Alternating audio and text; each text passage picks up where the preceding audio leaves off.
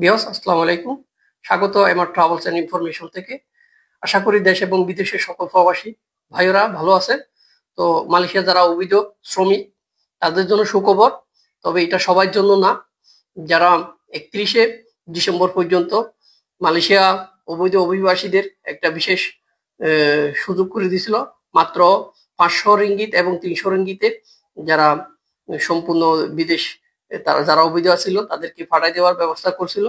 তো এর মধ্যে যারা রেজিস্ট্রেশন করছিলেন দেশে চলে আসার জন্য, অবৈধ শ্রমিক যারা ছিলেন, তো রেজিস্ট্রেশন করার পরও যারা বিভিন্ন কারণে আসতে পারেন নাই তাদের সময় 21শে মার্চ পর্যন্ত বাড়ানো হয়েছে মালয়েশিয়া থেকে। আজকে এক সংবাদ বিজ্ঞপ্তির মাধ্যমে মালয়েশিয়া সরকার জানিয়ে দিয়েছে। তো আপনারা যারা এখনো অবৈধ রেজিস্ট্রেশন করছিলেন চলে আসার জন্য 31শে ডিসেম্বর মধ্যে কিন্তু আসতে পারেন নাই আপনারা, তো বিভিন্ন কারণে তারা চাইলে 21শে মের মধ্যে 21শে মার্চ পর্যন্ত 21শে মার্চ থেকে আবার আপনারা আসতে পারবেন।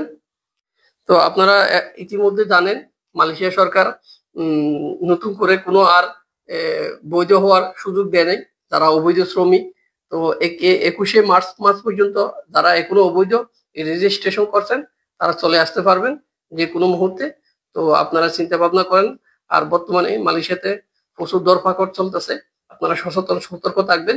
যদি ধরা পড়েন তাহলে আপনাদের জেল হবে।